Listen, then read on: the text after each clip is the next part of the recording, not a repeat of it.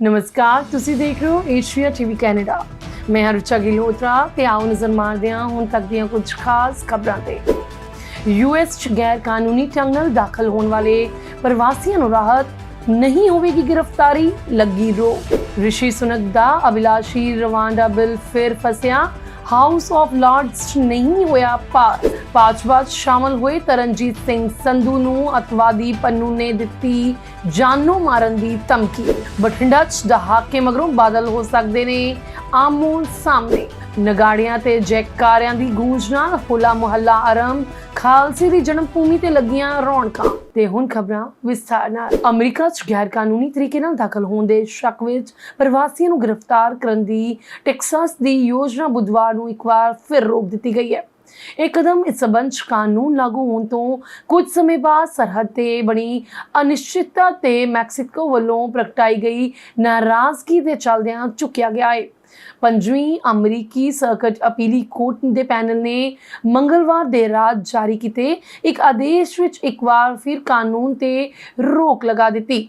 ਇਸ ਤੋਂ ਪਹਿਲਾਂ ਸੁਪਰੀਮ ਕੋਰਟ ਨੇ ਇੱਕ ਫੈਸਲੇ ਵਿੱਚ ਟੈਕਸਾਸ ਰਾਜ ਨੂੰ ਸਖਤ ਇਮੀਗ੍ਰੇਸ਼ਨ ਕਾਨੂੰਨ ਲਾਗੂ ਕਰਨ ਦੀ ਇਜਾਜ਼ਤ ਦਿੱਤੀ ਸੀ, ਜਿਸ ਵਿੱਚ ਪੁਲਿਸ ਨੇ ਗੈਰ ਕਾਨੂੰਨੀ ਢੰਗ ਨਾਲ ਸਰਹੱਦ ਪਾਰ ਕਰਨ ਦੇ ਦੋਸ਼ੀ ਪ੍ਰਵਾਸੀਆਂ ਨੂੰ ਗ੍ਰਿਫਤਾਰ ਦੇ ਵਿਆਪਕ ਅਧਿਕਾਰ ਦਿੱਤੇ ਗਏ ਸਨ। ਪਰ ਬਾਅਦ ਵਿੱਚ 2:1 ਦੇ ਅਨੁਪਾਤ ਵਿੱਚ ਦਿੱਤੇ ਗਏ ਆਦੇਸ਼ ਵਿੱਚ ਇੱਕ ਅਪੀਲੀ ਅਦਾਲਤ ਦੇ ਪੈਨਲ ਨੇ ਦੁਆਰਾ ਇਸ ਤੇ ਰੋਕ ਲਗਾ ਦਿੱਤੀ। ਕਾਨੂੰਨ ਤੇ ਬੁੱਧਵਾਰ ਨੂੰ ਜ਼ੁਬਾਨੀ ਦਲੀਲ ਦਿੱਤੀ ਜਾਣੀ ਹੈ। ਅਜੇ ਸਪਸ਼ਟ ਨਹੀਂ ਹੈ ਕਿ ਅਗਲਾ ਫੈਸਲਾ ਕਦੋਂ ਆਵੇਗਾ। ਕਾਨੂੰਨ ਦੇ ਲਾਗੂ ਹੋਣ ਤੋਂ ਬਾਅਦ ਮੈਕਸੀਕੋ ਦੀ ਸਰਕਾਰ ਨੇ ਕਿਹਾ ਸੀ ਕਿ ਉਹ ਉਹਨਾਂ ਪ੍ਰਵਾਸੀਆਂ ਦੀ ਵਾਪਸੀ ਨੂੰ ਸਵੀਕਾਰ ਨਹੀਂ ਕਰੇਗੀ ਜਿਨ੍ਹਾਂ ਨੂੰ ਟੈਕਸਾਸ ਦੇ ਨਵੇਂ ਇਮੀਗ੍ਰੇਸ਼ਨ ਕਾਨੂੰਨ ਦੇ ਤਹਿਤ ਅਮਰੀਕਾ ਛੱਡਣ ਦਾ ਆਦੇਸ਼ ਦਿੱਤਾ ਗਿਆ ਹੈ। ਇਹ ਕਾਨੂੰਨ ਟੈਕਸਾਸ ਪੁਲਿਸ ਨੂੰ ਗੈਰ ਕਾਨੂੰਨੀ ਢੰਗ ਨਾਲ ਸਰਹੱਦ ਪਾਰ ਕਰਨ ਦੇ ਮਾਮਲੇ ਵਿੱਚ ਸ਼ੱਕੀ ਪ੍ਰਵਾਸੀਆਂ ਨੂੰ ਗ੍ਰਿਫਤਾਰ ਕਰਨ ਦਾ ਅਧਿਕਾਰ ਦਿੰਦਾ ਹੈ। ਹਿਰਾਸਤ ਵਿੱਚ ਲਏ ਗਏ ਪ੍ਰਵਾਸੀ ਜਾਂ ਤਾਂ ਅਮਰੀਕਾ ਛੱਡਦੇ ਜੱਜ ਦੇ ਆਦੇਸ਼ ਨਾਲ ਸਹਿਮਤ ਹੋ ਸਕਦੇ ਨੇ ਜਾਂ ਉਹਨਾਂ ਤੇ ਗੈਰ ਕਾਨੂੰਨੀ ਦਾਖਲੇ ਦੇ ਦੋਸ਼ਾਂ ਤਹਿਤ ਮੁਕੱਦਮਾ ਚਲਾਇਆ ਜਾ ਸਕਦਾ ਹੈ। ਬ੍ਰਿਟੇਨ ਦੇ ਪ੍ਰਧਾਨ ਮੰਤਰੀ ਰਿਸ਼ੀ ਸੁਨਕ ਦੀ ਅਭਿਲਾਸ਼ੀ ਯੋਜਨਾ ਰਵਾਂਡਾ ਬਿੱਲ ਇੱਕ ਵਾਰ ਫਿਰ ਫਸ ਗਿਆ ਹੈ। दरअसल बुधवार ਨੂੰ ਬ੍ਰਿਟਿਸ਼ ਸੰਸਦ ਦੇ ਹਾਊਸ ਆਫ ਲਾਰਡਸ ਬਿੱਲ ਤੇ VOTING ਹੋਈ, ਪਰ ਇਹ ਬਿੱਲ ਪਾਸ ਨਹੀਂ ਹੋ ਸਕਿਆ। ਹਾਊਸ ਆਫ ਲਾਰਡਸ ਦੇ ਮੈਂਬਰਾਂ ਨੇ ਬਿੱਲ ਵਿੱਚ ਸੋਧਾਂ ਦੀ ਮੰਗ ਕੀਤੀ ਹੈ। ਅਜਿਹੇ 'ਚ ਬਿੱਲ ਫਿਰ ਤੋਂ ਸੋਧ ਕੀਤੀ ਜਾਵੇਗੀ। ਮੀਡੀਆ ਰਿਪੋਰਟਾਂ ਮੁਤਾਬਕ ਵਿਰੋਧੀ ਧਿਰ ਦੇ ਨੇਤਾਵਾਂ ਦੇ ਨਾਲ ਸੱਤਾਧਾਰੀ ਕੰਜ਼ਰਵੇਟਿਵ ਪਾਰਟੀ ਦੇ ਕੁਝ ਨੇਤਾਵਾਂ ਨੇ ਵੀ ਬਿੱਲ 'ਚ ਸੋਧ ਦਾ ਸਮਰਥਨ ਕੀਤਾ ਹੈ। ਬ੍ਰਿਟਿਸ਼ ਸਰਕਾਰ ਦਾ ਕਹਿਣਾ ਹੈ ਕਿ ਰਵਾਂਡਾ ਬਿੱਲ ਦਾ ਉਦੇਸ਼ ਇੰਗਲਿਸ਼ ਚੈਨਲ ਤੋਂ ਗੈਰ ਕਾਨੂੰਨੀ ਤਰੀਕੇ ਨਾਲ ਬ੍ਰਿਟੇਨ ਆਉਣ ਵਾਲੇ ਸ਼ਰਨਾਰਥੀਆਂ ਨੂੰ ਰੋਕਣਾ ਹੈ। ਪਿਛਲੇ ਸਾਲ 29,437 ਲੋਕ ਇੰਗਲਿਸ਼ ਰੂਟ ਰਾਹੀਂ UK 'ਚ ਪਹੁੰਚੇ ਸਨ। ਰਵਾਂਡਾ ਬਿੱਲ ਦੇ ਤਹਿਤ ਬ੍ਰਿਟਿਸ਼ ਸਰਕਾਰ ਸ਼ਰਨ ਮੰਗਣ ਵਾਲਿਆਂ ਨੂੰ ਰਵਾਂਡਾ ਭੇਜੇਗੀ, ਜਿੱਥੋਂ ਉਹ ਬ੍ਰਿਟੇਨ 'ਚ ਸ਼ਰਨ ਲਈ ਅਰਜ਼ੀ ਦੇ ਸਕਦੇ ਨੇ। ਬ੍ਰਿਟਿਸ਼ ਸਰਕਾਰ ਨੇ 2023 ਦੇ ਅੰਤ ਤੱਕ ਰਵਾਂਡਾ ਨੂੰ ਸ਼ਰਨਾਰਥੀਆਂ ਲਈ 240 ਮਿਲੀਅਨ ਪੌਂਡ ਦਾ ਭੁਗਤਾਨ ਕੀਤਾ ਸੀ। ਰਵਾਂਡਾ ਬਿੱਲ ਦੀ ਘੋਸ਼ਣਾ ਅਪ੍ਰੈਲ 2022 ਵਿੱਚ ਬੋਰਿਸ ਜੌਨਸਨ ਦੀ ਸਰਕਾਰ ਵਿੱਚ ਕੀਤੀ ਗਈ ਸੀ, ਪਰ ਉਦੋਂ ਤੋਂ ਇਹ ਬਿੱਲ ਵਿਵਾਦਾਂ ਕਾਰਨ ਲਟਕਿਆ ਹੋਇਆ ਹੈ। ਪਿਛਲੇ ਸਾਲ ਨਵੰਬਰ 'ਚ ਬ੍ਰਿਟੇਨ ਦੀ ਸੁਪਰੀਮ ਕੋਰਟ ਨੇ ਇਸ ਬਿੱਲ ਨੂੰ ਲੈ ਕੇ ਕਿਹਾ ਸੀ ਕਿ ਰਵਾਂਡਾ ਬ੍ਰਿਟੇਨ 'ਚ ਸ਼ਰਨ ਮੰਗਣ ਵਾਲੇ ਲੋਕਾਂ ਲਈ ਸੁਰੱਖਿਆ ਦੇਸ਼ ਨਹੀਂ ਹੈ।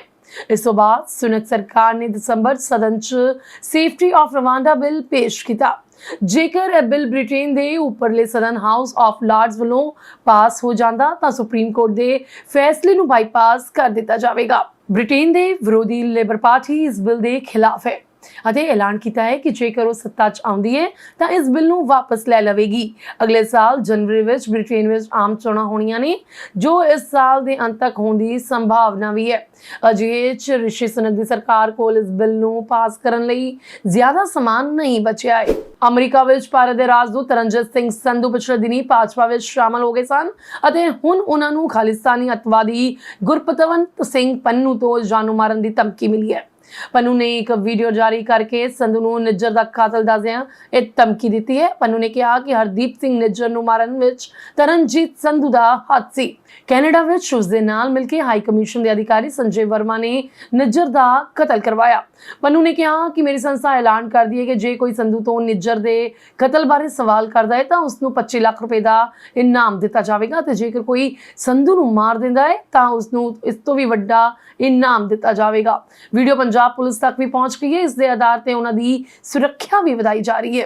ये वीडियो किसी अनपछाते यूट्यूब चैनल तो अपलोड की गई है जो कि रात ਨੂੰ ਹੀ बनाई गई है। बादल परिवार के बठिंडा लोक सभा हल्के तो 10 साल बाद मुड़ आमो सामने आने की अचानक नवी चर्चा शुरू हो गई है। 10 साल पहला इस लोक सभा हल्के तो बीबा हरसिमरत कौर बादल के मुकाबले कांग्रेस पार्टी वालों साबका खजाना मंत्री मनप्रीत सिंह बादल ਨੂੰ मैदान ਵਿੱਚ ਉਤਾਰਿਆ ਗਿਆ ਸੀ।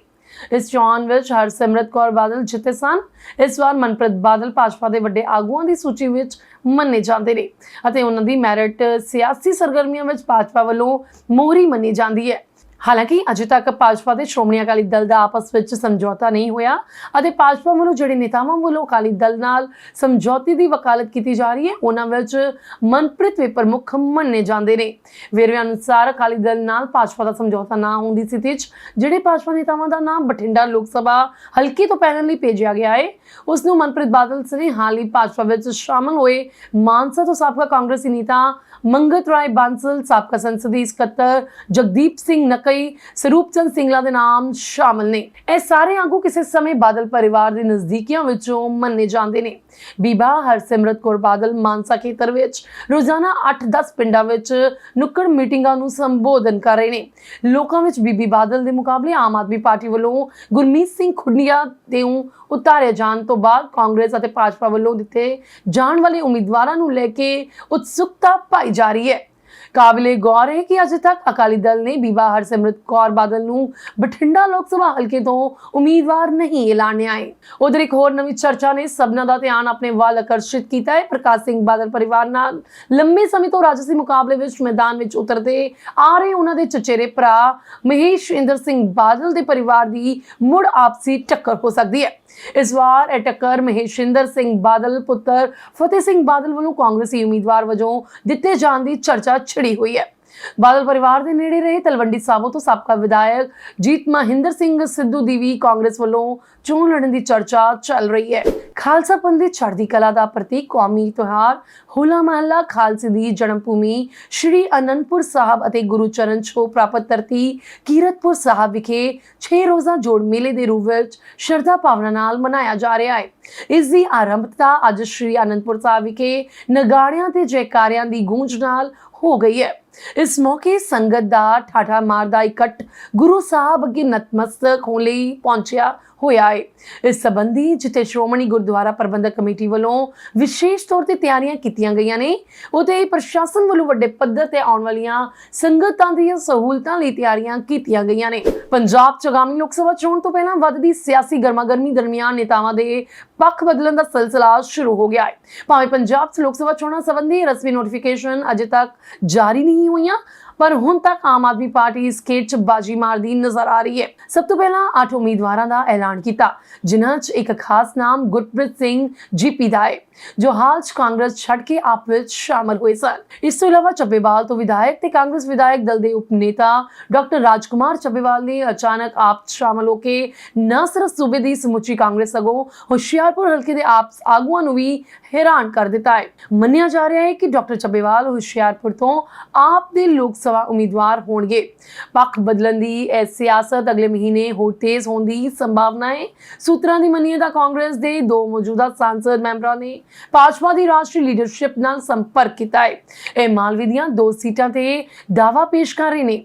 खास गल है कि इन्हां चों एक दी नज़र चंडीगढ़ लोक सभा सीट ते भी टिकी हुई है। उक्त संसद मैंबर की तरजीह चंडीगढ़ सीट है पर अजिहा ना होने वो बाकी 2 सीटां चों किसी एक सीट ते भी चोण लड़न लई तैयार ने। दूजे पासे कमल दा पल्ला फड़न लई उतावले दूजे संसद मैंबर की नज़र अपनी रवायती सीट ते टिकी हुई है। वो भाजपा वालों शर्तिया उम्मीदवार बनना चाहते हैं। पार्टी सूत्रां दी मनीए तां वो अकाली दल नाल बिना गठजोड़ किते चोण लड़न दे हक च ने। ये दोवें संसद मैंबर ना सिर्फ सीनियर ने सगों दोवां विचकार लंबे समय तो 36 का आंकड़ा भी रहा है। इच्छा यही है कि जेकर नतीजे आने तो बाद भाजपा नूं बहुमत मिलता है तां ये आगू चोण जित जाते हैं तां अपनी सीनियरता ते तजर्बे के आधार पर केंद्र च मंत्री के दावेदार बन जाएंगे। पंजाब भाजपा के एक सीनियर आगू ने इस गल की पुष्टि की ਕੀਤੀ ਹੈ ਕਿ ਇਹ ਦੋਵੇਂ ਹੀ ਪਾਰਟੀ 'ਚ ਉੱਚ ਪੱਧਰ ਦੇ ਸੰਪਰਕ 'ਚ ਨੇ। ਉਹਨਾਂ ਕਿਹਾ ਕਿ ਇਸ ਵਿੱਚ ਕੋਈ ਸ਼ੱਕ ਨਹੀਂ ਹੈ ਕਿ ਜੇਕਰ ਇਹ ਦੋਵੇਂ ਭਾਜਪਾ 'ਚ ਸ਼ਾਮਲ ਹੋ ਜਾਂਦੇ ਨੇ ਤਾਂ ਇਹਨਾਂ ਹਲਕਿਆਂ ਤੋਂ ਉਹੀ ਪਾਰਟੀ ਦੀ ਪਹਿਲੀ ਪਸੰਦ ਹੋਣਗੇ।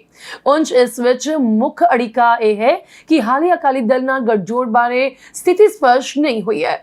ਜੇਕਰ ਗੱਠਜੋੜ ਹੁੰਦਾ ਹੈ ਤਾਂ ਭਾਜਪਾ ਨੂੰ ਇਹ ਦੋਵੇਂ ਹਲਕੇ ਮਿਲ ਜਾਂਦੇ ਨੇ ਤਾਂ ਹੀ ਕਾਂਗਰਸੀ ਸੰਸਦ ਮੈਂਬਰਾਂ ਦੀ ਦਾਲ ਗਲੇਗੀ। ਇਸ ਦੌਰਾਨ ਇੱਕ ਹੋਰ ਵਿਧਾਇਕ ਦੇ ਆਮ ਆਦਮੀ ਪਾਰਟੀ ਵਿੱਚ ਸ਼ਾਮਲ ਹੋਣ ਦੀਆਂ ਅਟਕਲਾਂ ਵੀ ਤੇਜ਼ ਹੋ ਗਈਆਂ ਨੇ। ਉਕਤ ਵਿਧਾਇਕ ਦੀ ਆਪ ਲੀਡਰਸ਼ਿਪ ਨਾਲ ਗੱਲਬਾਤ ਚੱਲ ਰਹੀ ਹੈ। ਵਿਧਾਇਕ ਦੇ ਪਰਿਵਾਰ ਦਾ 2 ਦਹਾਕਿਆਂ ਤੋਂ ਵੱਧ ਦਾ ਸਫਲ ਸਿਆਸੀ ਜੀਵਨ ਟਿਕਟ ਦੀ ਦਾਅਵੇਦਾਰੀ ਨੂੰ ਮਜ਼ਬੂਤ ਕਰਦਾ ਹੈ। ਜੇਕਰ ਗੱਲਬਾਤ ਸਿਰੇ ਚੜੀ ਤਾਂ ਦੁਆਬੇ ਤੋਂ ਇਸ ਵਿਧਾਇਕ ਲਈ ਆਪ ਨੂੰ ਆਪਣੇ ਐਲਾਨੇ ਗਏ ਉਮੀਦਵਾਰਾਂ ਚੋਂ ਇੱਕ ਨੂੰ ਬਦਲਣਾ ਪਵੇਗਾ। ਲੋਕ ਸਭਾ ਚੋਣਾਂ ਲਈ ਪੰਜਾਬ 'ਚ ਆਪਣੇ ਉਮੀਦਵਾਰਾਂ ਦੀ ਚੋਣ ਕਰਨ ਸਮੇਂ ਸ਼੍ਰੋਮਣੀ ਅਕਾਲੀ ਦਲ ਪਹਿਲੀ ਵਾਰ ਇੱਕ ਪਰਿਵਾਰ ਇੱਕ ਟਿਕਟ ਦੇ ਨਿਯਮ ਦੀ ਪਾਲਣਾ ਕਰੇਗਾ। ਇਸ ਦਾ ਮਤਲਬ ਹੈ ਕਿ ਬਾਦਲ ਪਰਿਵਾਰ ਚੋਂ ਕੋਈ ਇੱਕ ਹੀ ਵਿਅਕਤੀ ਚੋਣਾਂ ਲੜੇਗਾ। ਇਸ ਸਮੇਂ ਪਾਰਟੀ ਪ੍ਰਧਾਨ ਸੁਖਬੀਰ ਸਿੰਘ ਬਾਦਲ ਫਿਰੋਜ਼ਪੁਰ ਤੋਂ, ਜਦਕਿ ਉਹਨਾਂ ਦੀ ਪਤਨੀ ਹਰਸਿਮਰਤ ਕੌਰ ਬਾਦਲ ਬਠਿੰਡਾ ਤੋਂ ਲੋਕ ਸਭਾ ਮੈਂਬਰ ਨੇ। ਸੂਤਰਾਂ ਦਾ ਕਹਿਣਾ ਹੈ ਕਿ ਇਸ ਬਾਦਲ ਪਰਿਵਾਰ ਵੱਲੋਂ ਸਿਰਫ ਹਰਸਿਮਰਤ ਕੌਰ ਬਾਦਲ ਹੀ ਚੋਣ ਲੜਨਗੇ। ਉਹ ਆਪਣੀ ਮੌਜੂਦਾ ਸੀਟ ਬਠਿੰਡਾ ਤੋਂ ਹੀ ਮੈਦਾਨ 'ਚ ਨਿਤਰਨਗੇ। ਪਹਿਲਾਂ ਚਰਚੇ ਸਨ ਕਿ ਉਹ ਲੋਕ ਸਭਾ ਹਲਕਾ ਖਡੂਰ ਸਾਹਿਬ ਤੋਂ ਚੋਣ ਲੜ ਸਕਦੇ ਨੇ, ਪਰ ਸੂਤਰਾਂ ਨੇ ਇਸ ਚਰਚਾ ਤੇ ਪੂਰੀ ਤਰ੍ਹਾਂ ਖਾਰਜ ਕਰ ਦਿੱਤਾ ਹੈ। ਬਾਦਲ ਪਰਿਵਾਰ ਤੋਂ ਇਲਾਵਾ ਕਈ ਸੀਨੀਅਰ ਅਕਾਲੀ ਆਗੂ ਲੰਮੇ ਸਮੇਂ ਤੋਂ ਇੱਕ ਪਰਿਵਾਰ ਇੱਕ ਟਿਕਟ ਦੇ ਨਿਯਮ ਦੀ ਵਕਾਲਤ ਕਰ ਰਹੇ ਸਨ। ਸਾਬਕਾ ਵਿਧਾਇਕ ਸਿਕੰਦਰ ਸਿੰਘ ਮਲੂਕਾ ਨੇ ਪਿਛਲੀਆਂ ਵਿਧਾਨ ਸਭਾ ਚੋਣਾਂ ਦੌਰਾਨ ਟਿਕਟਾਂ ਦੀ ਵੰਡ ਤੇ ਵਿਵਾਦ ਮਗਰੋਂ ਇਹ ਮੁੱਦਾ ਚੁੱਕਿਆ ਸੀ। ਸੂਤਰਾਂ ਨੇ ਦੱਸਿਆ ਕਿ ਪਾਰਟੀ ਅੰਦਰ ਇੱਕ ਕੁਸਰ-ਮੁਸਰ ਵੀ ਸੀ ਕਿ ਪਾਰਟੀ ਤੇ ਸਿਰਫ ਇੱਕ ਹੀ ਪਰਿਵਾਰ ਦਾ ਕਬਜ਼ਾ ਹੈ। ਇਸ ਤਰ੍ਹਾਂ ਇੱਕ ਪਰਿਵਾਰ ਇੱਕ ਟਿਕਟ ਦੇ ਨਿਯਮ ਦਾ ਪਾਲਣ ਕਰਨ ਦਾ ਫੈਸਲਾ ਲਿਆ ਗਿਆ। ਸੁਖਬੀਰ ਬਾਦਲ ਪਹਿਲਾਂ ਤੋਂ ਹੀ ਸੀਨੀਅਰ ਅਕਾਲੀ ਆਗੂਆਂ ਨਾਲ ਮਤਭੇਦ ਸੁਧਾਰਨ ਦੀ ਕੋਸ਼ਿਸ਼ ਕਰ ਰਹੇ ਨੇ ਅਤੇ ਉਹਨਾਂ ਅਤੀਤ ਵਿੱਚ ਪਾਰਟੀ ਲੀਡਰਸ਼ਿਪ ਵੱਲੋਂ ਲਏ ਗਏ ਕਈ ਫੈਸਲਿਆਂ ਤੇ ਅਫਸੋਸ ਵੀ ਜ਼ਾਹਿਰ ਕੀਤਾ ਹੈ। ਇਸ ਮਗਰੋਂ ਸੁਖਦੇਵ ਸਿੰਘ ਢੀਂਡਸਾ, ਉਹਨਾਂ ਦੇ ਪੁੱਤਰ ਪਰਮਿੰਦਰ ਸਿੰਘ ਢੀਂਡਸਾ ਅਤੇ SGPC ਦੀ ਸਾਬਕਾ ਪ੍ਰਧਾਨ ਬੀਬੀ ਜਾਗੀਰ ਕੌਰ ਸਮੇਤ ਕਈ ਆਗੂ ਪਾਰਟੀ 'ਚ ਮੁੜ ਆਏ ਨੇ। ਇਸ ਮਗਰੋਂ ਸੁਖਦੇਵ ਸਿੰਘ ਢੀਂਡਸਾ, ਉਹਨਾਂ ਦੇ ਪੁੱਤਰ ਪਰਮਿੰਦਰ ਸਿੰਘ ਢੀਂਡਸਾ ਅਤੇ SGPC ਦੀ ਸਾਬਕਾ ਪ੍ਰਧਾਨ ਬੀਬੀ ਜਾਗੀਰ ਕੌਰ ਸਮੇਤ ਕਈ ਬਾਗੀ ਆਗੂ ਪਾਰਟੀ 'ਚ ਮੁੜ ਆਏ ਨੇ। ਭਾਜਪਾ ਨਾਲ ਗੱਠਜੋੜ ਬਾਰੇ ਕੋਈ ਆਖਰੀ ਫੈਸਲਾ ਨਹੀਂ ਹੋਇਆ ਹੈ। ਭਾਜਪਾ ਨੇ ਪਹਿਲਾਂ ਹੀ ਪਟਿਆਲਾ, ਅੰਮ੍ਰਿਤਸਰ, ਗੁਰਦਾਸਪੁਰ ਅਤੇ ਹੁਸ਼ਿਆਰਪੁਰ ਦੀਆਂ ਸੀਟਾਂ ਤੋਂ ਚੋਣ ਲੜਨ ਦਾ ਫੈਸਲਾ ਕਰ ਲਿਆ ਹੈ ਅਤੇ ਹੁਣ ਉਹ ਲੁਧਿਆਣਾ, ਜਲੰਧਰ ਤੇ ਫਿਰੋਜ਼ਪੁਰ ਸੀਟ ਨੂੰ ਲੈ ਕੇ ਵੀ ਉਤਸ਼ਾਹਿਤ ਨੇ। ਅਕਾਲੀ ਦਲ ਹਾਲਾਂਕਿ ਸੂਬੇ ਦੀਆਂ 13 ਲੋਕ ਸਭਾ ਸੀਟਾਂ ਤੋਂ 500 ਵੱਧ ਸੀਟਾਂ ਭਾਜਪਾ ਨਾਲ ਸਾਂਝੀਆਂ ਕਰਨ ਨੂੰ ਤਿਆਰ ਨਹੀਂ ਹੈ। ਪਾਰਟੀ ਦੇ ਇੱਕ ਸੀਨੀਅਰ ਆਗੂ ਨੇ ਕਿਹਾ ਕਿ ਅਕਾਲੀ ਦਲ ਕਿਸਾਨਾਂ ਦੇ ਮੁੱਦਿਆਂ ਅਤੇ ਸਿੱਖ ਸਿਆਸੀ ਕੈਦੀਆਂ ਰਿਹਾਈ ਤੇ ਵੀ ਭਾਜਪਾ ਤੋਂ ਪ੍ਰਤੀਬੱਧਤਾ ਚਾਹੁੰਦਾ ਹੈ। ਅਮਰੀਕਾ 'ਚ ਭਾਰਤ ਦੇ ਸਾਬਕਾ ਰਾਜਦੂਤ ਤਰਨਜੀਤ ਸਿੰਘ ਸੰਧੂ ਭਾਜਪਾ 'ਚ ਸ਼ਾਮਲ ਹੋ ਗਏ ਨੇ। 1988 ਬੈਚ ਦੇ ਭਾਰਤੀ ਵਿਦੇਸ਼ ਸੇਵਾ ਅਧਿਕਾਰੀ ਅੰਮ੍ਰਿਤਸਰ ਦੇ ਰਹਿਣ ਵਾਲੇ ਨੇ। ਭਾਜਪਾ 'ਚ ਸ਼ਾਮਲ ਹੋਣ ਤੋਂ ਬਾਅਦ ਤਰਨਜੀਤ ਸਿੰਘ ਸੰਧੂ ਨੇ ਕਿਹਾ ਕਿ ਪਿਛਲੇ 10 ਸਾਲਾਂ 'ਚ ਮੈਂ PM ਮੋਦੀ ਦੀ ਅਗਵਾਈ ਦੇ ਨਾਲ ਮਿਲ ਕੇ ਕੰਮ ਕੀਤਾ ਹੈ, ਖਾਸ ਕਰਕੇ ਅਮਰੀਕਾ ਅਤੇ ਸ਼੍ਰੀਲੰਕਾ ਦੇ ਨਾਲ। ਅੱਜ ਵਿਕਾਸ ਦੀ ਬਹੁਤ ਲੋੜ ਹੈ ਅਤੇ ਇਹ ਵਿਕਾਸ ਅੰਮ੍ਰਿਤਸਰ ਤੱਕ ਵੀ ਪਹੁੰਚਣਾ ਚਾਹੀਦਾ ਹੈ। ਇਸ ਲਈ ਮੈਂ ਪਾਰਟੀ ਪ੍ਰਧਾਨ ਮੰਤਰੀ ਨਰਿੰਦਰ ਮੋਦੀ, ਗ੍ਰਹਿ ਮੰਤਰੀ ਦਾ ਧੰਨਵਾਦ ਕਰਦਾ ਹਾਂ ਜਿਨ੍ਹਾਂ ਨੇ ਮੈਨੂੰ ਦੇਸ਼ ਦੀ ਸੇਵਾ ਦੇ ਨਵੇਂ ਰਸਤੇ ਤੇ ਜਾਣ ਲਈ ਉਤਸ਼ਾਹਿਤ ਕੀਤਾ, ਜਿਸ ਵਿੱਚ ਮੈਂ ਐਂਟਰੀ ਕਰ ਰਿਹਾ। ਦੱਸ ਦਈਏ ਕਿ ਪਿਛਲੇ ਦਿਨਾਂ ਤੋਂ ਹੀ ਸੰਧੂ ਨੇ ਦਿੱਲੀ 'ਚ ਕੇਂਦਰੀ ਮੰਤਰੀਆਂ ਤੇ ਅਧਿਕਾਰੀਆਂ ਨਾਲ ਮੁਲਾਕਾਤ ਕਰਕੇ ਵਿਕਾਸ ਦਾ ਮੁੱਦਾ ਉਠਾਇਆ ਸੀ। ਸੱਭਿਆਚਾਰ ਮੰਤਰਾਲੇ ਦੇ ਸਕੱਤਰ ਗੋਵਿੰਦ ਮੋਹਨ ਨਾਲ ਮੁਲਾਕਾਤ ਦੌਰਾਨ ਉਹਨਾਂ ਸ਼ੇਰੇ ਪੰਜਾਬ ਮਹਾਰਾਜਾ ਰਣਜੀਤ ਸਿੰਘ ਨਾਲ ਸੰਬੰਧਿਤ ਸਮਾਰਕਾਂ, ਖਾਸ ਕਰਕੇ ਅੰਮ੍ਰਿਤਸਰ ਅਤੇ ਬਟਾਲਾ ਦੀ ਸਥਿਤੀ ਸਮਾਰਕਾਂ ਦੀ ਖਸਤਾ ਹਾਲਤ ਦਾ ਮੁੱਦਾ ਉਠਾਇਆ। ਇਸ ਕਾਰਨ ਕੇਂਦਰੀ ਸੱਭਿਆਚਾਰ ਮੰਤਰਾਲੇ ਨੇ 2 ਕਰੋੜ 76 ਲੱਖ ਰੁਪਏ ਦੀ ਲਾਗਤ ਨਾਲ ਇਹਨਾਂ ਇਤਿਹਾਸਿਕ ਵਿਰਾਸਤੀ ਸਮਾਰਕਾਂ ਦੀ ਸਾਂਭ ਸੰਭਾਲ ਲਈ ਲੋੜੀਂਦੀ ਕਾਰਵਾਈ ਕਰਨ ਦਾ ਐਲਾਨ ਕੀਤਾ ਸੀ। ਇਸ ਦੇ ਨਾਲ ਹੀ ਸੰਧੂ ਨੇ ਭਾਰਤ ਸਰਕਾਰ ਦੇ ਸਿੱਖਿਆ, ਹੁਨਰ ਵਿਕਾਸ ਅਤੇ ਉਦਮਤਾ ਮੰਤਰੀ ਧਰਮਿੰਦਰ ਪ੍ਰਧਾਨ ਦੇ ਨਾਲ ਮੁਲਾਕਾਤ ਕਰਕੇ ਅੰਮ੍ਰਿਤਸਰ ਲਈ IIT ਦੀ ਮੰਗ ਕੀਤੀ ਸੀ। ਭਾਰਤੀ ਚੋਣ ਕਮਿਸ਼ਨ ਵੱਲੋਂ ਪੰਜਾਬ ਸਮੇਤ ਪੂਰੇ ਦੇਸ਼ 'ਚ ਲੋਕ ਸਭਾ ਚੋਣਾਂ ਦੀਆਂ ਤਰੀਕਾਂ ਦਾ ਐਲਾਨ ਕਰ ਦਿੱਤਾ ਗਿਆ ਹੈ ਅਤੇ ਚੋਣ ਜ਼ਾਬਤਾ ਲਾਗੂ ਹੋ ਚੁੱਕਾ ਹੈ। ਪੰਜਾਬ 'ਚ ਆਖਰੀ ਗੇੜ ਦੌਰਾਨ 1 ਜੂਨ ਨੂੰ ਵੋਟਾਂ ਪੈਣਗੀਆਂ। ਇਸ ਦਰਮਿਆਨ ਪੰਜਾਬ 'ਚ ਲੋਕ ਸਭਾ ਚੋਣਾਂ ਦੀ ਤਾਰੀਖ ਬਦਲਣ ਦੀ ਮੰਗ ਕੀਤੀ ਗਈ ਹੈ। ਦਰਅਸਲ ਇਹ ਮੰਗ ਕਾਂਗਰਸੀ ਆਗੂ ਪ੍ਰਤਾਪ ਸਿੰਘ ਬਾਜਵਾ ਵੱਲੋਂ ਚੋਣ ਕਮਿਸ਼ਨ ਨੂੰ ਕੀਤੀ ਗਈ ਹੈ। ਉਹਨਾਂ ਨੇ ਪ੍ਰੈਸ ਕਾਨਫਰੰਸ ਕਰਕੇ ਚੋਣ ਕਮਿਸ਼ਨ ਨੂੰ ਅਪੀਲ ਕੀਤੀ ਹੈ ਕਿ ਪੰਜਾਬ 'ਚ ਚੋਣਾਂ ਦੀ ਤਾਰੀਖ ਬਦਲੀ ਜਾਵੇ ਕਿਉਂਕਿ ਉਹਨਾਂ ਦਿਨਾਂ 'ਚ ਪੰਜਾਬ 'ਚ ਝੋਨੇ ਦੀ ਲੁਆਈ ਦਾ ਸੀਜ਼ਨ ਹੈ। ਉਹਨਾਂ ਨੇ ਕਿਹਾ ਕਿ ਇਹਨਾਂ ਤਰੀਕਾਂ ਝੋਨੇ ਦੀ ਲੁਆਈ 'ਚ ਰੁੱਝੇ ਹੋਣ ਕਾਰਨ ਕਿਸਾਨਾਂ ਦੀਆਂ ਵੋਟਾਂ ਘੱਟ ਪੈਣਗੀਆਂ। ਆਮ ਆਦਮੀ ਪਾਰਟੀ ਵੱਲੋਂ ਲੋਕ ਸਭਾ ਚੋਣਾਂ ਲਈ ਬਾਕੀ ਰਹਿੰਦੇ 5 ਉਮੀਦਵਾਰਾਂ ਦਾ ਐਲਾਨ ਅਗਲੇ 5 ਦਿਨਾਂ 'ਚ ਕਰ ਦਿੱਤਾ ਜਾਵੇਗਾ। ਜਾਵੇਗਾ। ਇਸ ਦੀ ਜਾਣਕਾਰੀ ਖੁਦ ਮੁੱਖ ਮੰਤਰੀ ਭਗਵੰਤ ਸਿੰਘ ਮਾਨ ਨੇ ਦਿੱਤੀ ਹੈ। ਆਪਣੇ ਐਕਸ ਤੇ ਮੁੱਖ ਮੰਤਰੀ ਨੇ ਕਿਹਾ ਕਿ ਅਗਲੇ 5 ਦਿਨਾਂ 'ਚ ਆਮ ਆਦਮੀ ਪਾਰਟੀ ਵੱਲੋਂ ਬਾਕੀ ਰਹਿੰਦੀਆਂ 5 ਲੋਕ ਸਭਾ ਦੀਆਂ ਟਿਕਟਾਂ ਤੇ ਉਮੀਦਵਾਰਾਂ ਦਾ ਐਲਾਨ ਕਰ ਦਿੱਤਾ ਜਾਵੇਗਾ। ਇੱਥੇ ਦੱਸਣਯੋਗ ਹੈ ਕਿ ਆਮ ਆਦਮੀ ਪਾਰਟੀ ਵੱਲੋਂ 8 ਉਮੀਦਵਾਰਾਂ ਦਾ ਐਲਾਨ ਕਰ ਦਿੱਤਾ ਗਿਆ ਹੈ। ਇਹਨਾਂ ਵਿੱਚ ਅੰਮ੍ਰਿਤਸਰ ਤੋਂ ਮੰਤਰੀ ਕੁਲਦੀਪ ਸਿੰਘ ਧਾਲੀਵਾਲ, ਖਡੂਰ ਸਾਹਿਬ ਤੋਂ ਮੰਤਰੀ ਲਾਲਜੀਤ ਸਿੰਘ ਭੁੱਲਰ, ਬਠਿੰਡਾ ਤੋਂ ਮੰਤਰੀ ਗੁਰਮੀਤ ਸਿੰਘ ਖੁੰਡੀਆ, ਸੰਗਰੂਰ ਤੋਂ ਮੰਤਰੀ ਗੁਰਮੀਤ ਸਿੰਘ ਮੀਤਹੇਅਰ ਅਤੇ ਪਟਿਆਲਾ ਤੋਂ ਮੰਤਰੀ ਡਾਕਟਰ ਬਲਵੀਰ ਸਿੰਘ ਨੂੰ ਉਮੀਦਵਾਰ ਐਲਾਨਿਆ ਗਿਆ ਹੈ। ਇਸ ਤੋਂ ਇਲਾਵਾ ਜਲੰਧਰ ਤੋਂ ਮੌਜੂਦਾ ਸਾਂਸਦ ਸੁਸ਼ੀਲ ਕੁਮਾਰ ਰਿੰਕੂ ਨੂੰ ਆਪ ਨੇ ਮੁੜ ਉਮੀਦਵਾਰ ਐਲਾਨਿਆ ਹੈ।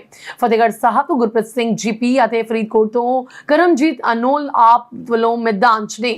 ਅਸਾਮ ਦੀ ਡਿਬਰੂਗੜ੍ਹ ਜੇਲ੍ਹ 'ਚ ਬੰਦ ਵਾਰਿਸ ਪੰਜਾਬ ਦੇ ਸੰਸਦ ਦੇ ਮੁਖੀ ਅੰਮ੍ਰਿਤਪਾਲ ਸਿੰਘ ਤੇ ਉਸਦੇ ਸਾਥੀਆਂ ਤੇ ਲਾਏ ਗਏ NSA ਦੀ ਮਿਆਦ ਵਧਾ ਦਿੱਤੀ ਗਈ ਹੈ। ਪਿਛਲੇ ਸਾਲ 18 ਮਾਰਚ ਨੂੰ ਅੰਮ੍ਰਿਤਪਾਲ ਸਿੰਘ ਤੇ ਉਸਦੇ ਸਾਥੀਆਂ ਤੇ NSA ਲਾਇਆ ਗਿਆ ਸੀ, ਜਿਸ ਨੂੰ 1 ਸਾਲ ਲਈ ਫਿਰ ਵਧਾ ਦਿੱਤਾ ਗਿਆ ਹੈ। ਉਸ ਨੂੰ ਡਿਬਰੂਗੜ੍ਹ ਜੇਲ੍ਹ 'ਚ ਰੱਖਿਆ ਗਿਆ ਹੈ। ਪੰਜਾਬ ਸਰਕਾਰ ਦੇ ਇਸ ਕਦਮ ਨੂੰ ਅੰਮ੍ਰਿਤਪਾਲ ਸਿੰਘ ਤੇ ਉਸਦੇ 10 ਸਾਥੀਆਂ ਖਿਲਾਫ ਫੈਸਲਾਕੁਨ ਕਾਰਵਾਈ ਵਜੋਂ ਦੇਖਿਆ ਜਾ ਰਿਹਾ ਹੈ। ਇਹ ਜਾਣਕਾਰੀ ਪੰਜਾਬ ਸਰਕਾਰ ਵੱਲੋਂ ਪੰਜਾਬ ਤੇ ਹਰਿਆਣਾ ਹਾਈ ਕੋਰਟ ਦੇ ਧਿਆਨ 'ਚ ਲਿਆਂਦੀ ਗਈ ਹੈ। ਹਾਲ ਵਿੱਚ ਅਸਾਮ ਦੀ ਡਿਬਰੂਗੜ੍ਹ ਪੁਲਿਸ ਨੇ ਅੰਮ੍ਰਿਤਪਾਲ ਸਿੰਘ ਤੇ ਉਸਦੇ ਸਾਥੀਆਂ ਦੇ ਸੈੱਲ ਦੀ ਚੈਕਿੰਗ ਕੀਤੀ ਸੀ। ਇਸ ਦੌਰਾਨ ਜੇਲ੍ਹ 'ਚੋਂ ਇਤਰਾਜ਼ਯੋਗ ਸਮੱਗਰੀ ਮਿਲੀ। ਇਸ ਮਾਮਲੇ 'ਚ ਡਿਬਰੂਗੜ੍ਹ ਕੇਂਦਰੀ ਜੇਲ੍ਹ ਦੇ ਸੁਪਰਡੈਂਟ ਨਿਪੇਨ ਦਾਸ ਨੂੰ ਪੁਲਿਸ ਨੇ ਗ੍ਰਿਫਤਾਰ ਕੀਤਾ ਸੀ। 17 ਫਰਵਰੀ ਨੂੰ ਡਿਬਰੂਗੜ੍ਹ ਕੇਂਦਰੀ ਜੇਲ੍ਹ 'ਚ ਬੰਦ ਅੰਮ੍ਰਿਤਪਾਲ ਸਿੰਘ ਕੋਲੋਂ ਮੋਬਾਈਲ, ਜਾਸੂਸੀ ਕੈਮਰਾ ਆਦਿ ਸਮਾਨ ਮਿਲਿਆ ਸੀ। ਪੁਲਿਸ ਨੇ ਇਸ ਸੰਬੰਧੀ ਥਾਣਾ ਡਿਬਰੂਗੜ੍ਹ 'ਚ ਕੇਸ ਦਰਜ ਕਰਕੇ ਕਾਰਵਾਈ ਸ਼ੁਰੂ ਕਰ ਦਿੱਤੀ ਸੀ। ਲੋਕ ਸਭਾ ਦੀਆਂ ਆਮ ਚੋਣਾਂ 2024 ਦੇ ਮੱਦੇਨਜ਼ਰ ਜ਼ਿਲ੍ਹਾ ਚੋਣ ਅਧਿਕਾਰੀ ਨੇ ਬਣਨ ਵਾਲੇ ਗਿਣਤੀ ਕੇਂਦਰ, ਡਿਸਪੈਚ ਸੈਂਟਰ ਅਤੇ ਸਟਰੋਂਗ ਰੂਮਾਂ ਦਾ ਜਾਇਜ਼ਾ ਲਿਆ ਅਤੇ ਅਧਿਕਾਰੀਆਂ ਨੂੰ ਹਦਾਇਤ ਕੀਤੀ ਕਿ ਪੁਖਤਾ ਪ੍ਰਬੰਧ ਕੀਤੇ ਜਾਣ। ਜ਼ਿਲ੍ਹਾ ਚੋਣ ਅਧਿਕਾਰੀ ਕਮ ਡਿਪਟੀ ਕਮਿਸ਼ਨਰ ਘਨਸ਼ਿਆਮ ਥੋੜੀ ਨੇ ਦੱਸਿਆ ਕਿ ਜ਼ਿਲ੍ਹੇ ਦੇ 9 ਵਿਧਾਨ ਸਭਾ ਹਲਕੇ ਅੰਮ੍ਰਿਤਸਰ ਲੋਕ ਸਭਾ ਸੀਟ ਅਧੀਨ ਆਉਂਦੇ ਨੇ ਅਤੇ ਇਹਨਾਂ ਲਈ ਵੱਖ-ਵੱਖ ਥਾਵਾਂ ਤੇ ਗਿਣਤੀ ਕੇਂਦਰ ਤੇ ਸਟਰੋਂਗ ਰੂਮ ਸਥਾਪਿਤ ਕੀਤੇ ਗਏ ਨੇ। ਉਹਨਾਂ ਦੱਸਿਆ ਕਿ ਅੰਮ੍ਰਿਤਸਰ ਦੱਖਣੀ ਹਲਕੇ ਦੀ ਵੋਟਾਂ ਦੀ ਗਿਣਤੀ ਸਰੂਪ ਰਾਣੀ ਸਰਕਾਰੀ ਕਾਲਜ ਇਸਤਰੀਆਂ, ਅਟਾਰੀ ਦੀ ਗਿਣਤੀ BBK DAV ਕਾਲਜ ਅੰਮ੍ਰਿਤਸਰ, ਰਾਜਾ ਸੰਸੀ ਹਲਕੇ ਦੀ ਗਿਣਤੀ ਸਰਕਾਰੀ nursing college for girls medical enclave, Majitha ਦੀ ਗਿਣਤੀ ਮਾਈ ਭਾਗੋ ਸਰਕਾਰੀ polytechnic college Majitha road, Amritsar ਉੱਤਰੀ ਦੀ ਗਿਣਤੀ ਸਰਕਾਰੀ institute of government technology inside Mai Bhago ਸਰਕਾਰੀ polytechnical college Majitha road, Amritsar ਕੇਂਦਰੀ ਦੀ ਗਿਣਤੀ ਸਰਕਾਰੀ ITI B block Ranjit avenue, Amritsar ਪੱਛਮੀ ਦੀ ਗਿਣਤੀ ਸਰਕਾਰੀ ਪੋਲੀਟੈਕਨਿਕ ਕਾਲਜ ਛਿਆਟਾ, ਅੰਮ੍ਰਿਤਸਰ ਪੂਰਬੀ ਦੀ ਗਿਣਤੀ ਸਾੜਾਗੜੀ ਮੈਮੋਰੀਅਲ ਸਕੂਲ ਆਫ ਐਮੀਨੈਂਸ ਮਾਲ ਮੰਡੀ ਅਤੇ ਅਜਨਾਲਾ ਹਲਕੇ ਦੀ ਗਿਣਤੀ ਸਰਕਾਰੀ ਕਾਲਜ ਅਜਨਾਲਾ ਵਿੱਚ ਹੋਵੇਗੀ। ਉਹਨਾਂ ਦੱਸਿਆ ਕਿ ਇਹਨਾਂ ਕੇਂਦਰਾਂ ਤੋਂ ਹੀ ਪੋਲਿੰਗ ਪਾਰਟੀਆਂ ਨੂੰ ਰਵਾਨਾ ਕੀਤਾ ਜਾਵੇਗਾ ਅਤੇ ਇਹਨਾਂ ਸਥਾਨਾਂ ਤੇ ਪੋਲਿੰਗ ਉਪਰੰਤ EVMs ਨੂੰ ਸਟਰੋਂਗ ਰੂਮਾਂ ਵਿੱਚ ਸਖਤ ਸੁਰੱਖਿਆ ਪ੍ਰਬੰਧਾਂ ਹੇਠ ਰੱਖਿਆ ਜਾਵੇਗਾ। ਉਹਨਾਂ ਸੰਬੰਧਿਤ ਅਧਿਕਾਰੀਆਂ ਨੂੰ ਹਦਾਇਤ ਕੀਤੀ ਕਿ ਉਹ ਇਸ ਸੰਬੰਧ ਵਿੱਚ ਪ੍ਰਬੰਧ ਜਲਦ ਤੋਂ ਜਲਦ ਮੁਕੰਮਲ ਕਰ ਲੈਣ ਤਾਂ ਜੋ ਵੋਟਾਂ ਦੇ ਨਜ਼ਦੀਕ ਕਿਸੇ ਵੀ ਕਿਸਮ ਦੀ ਮੁਸ਼ਕਿਲ ਪੇਸ਼ ਨਾ ਆਵੇ। ਇਸ ਮੌਕੇ ਸਾਰੇ ਸਹਾਇਕ ਰਿਟਰਨਿੰਗ ਅਧਿਕਾਰੀ, ਚੋਣ ਕਾਨੂੰਗੋ ਤੋਂ ਇਲਾਵਾ ਹੋਰ ਵੱਖ-ਵੱਖ ਵਿਭਾਗਾਂ ਦੇ ਅਧਿਕਾਰੀ ਹਾਜ਼ਰ ਸਨ। ਤੇ ਇਸ ਦੇ ਨਾਲ ਹੀ ਖਬਰਾਂ ਦਾ ਬੁਲੇਟਿਨ ਖਤਮ ਹੁੰਦਾ ਹੈ। ਇਜਾਜ਼ਤ ਦਿਓ, ਨਮਸਕਾਰ।